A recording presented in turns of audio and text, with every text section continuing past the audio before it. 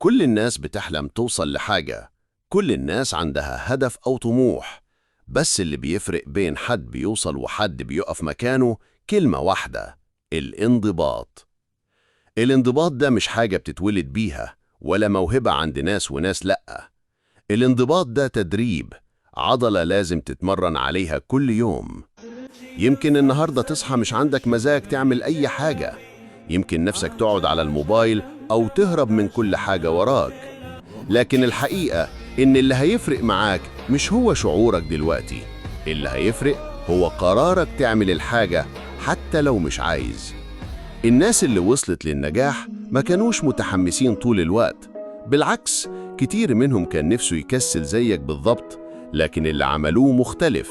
إنهم ما استنوش المزاج، ما استنوش الإلهام، ما استنوش الظروف تبقى مثالية. هم اللي اتحركوا حتى لو مش عايزين.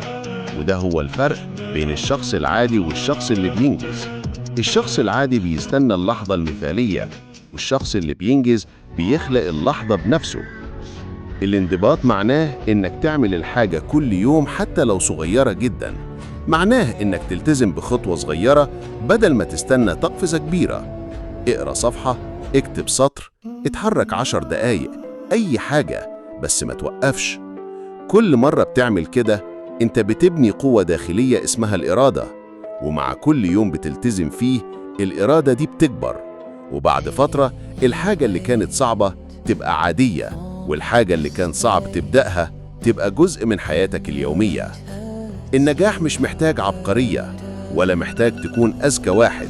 النجاح محتاج صبر وانضباط. اللي بيفضل واقف وملتزم كل يوم حتى بخطوات صغيرة هو اللي بيوصل، واللي بيستنى الظروف هو اللي بيفضل مكانه. اسمعني كويس، عمرك ما هتلاقي وقت مثالي، ومش هتيجي لحظة فجأة تحس إنك عايز تعمل كل حاجة. مفيش حاجة اسمها بكرة، في حاجة اسمها النهاردة. لو نفسك توصل لأي هدف في حياتك لازم تبدأ دلوقتي. لازم تلتزم بالخطوة الأولى من غير ما تفكر كتير. الانضباط هو الجسر بين أحلامك وواقعك، وهو الفرق الحقيقي بين حياة مليانة إنجازات وحياة كلها حسرة وندم. ما تخليش نفسك تستسلم. ابدأ النهاردة بخطوة صغيرة وكمل عليها بكرة، وبعد فترة هتبص ورا وتكتشف إنك قطعت طريق عمرك ما كنت متخيل تعديه.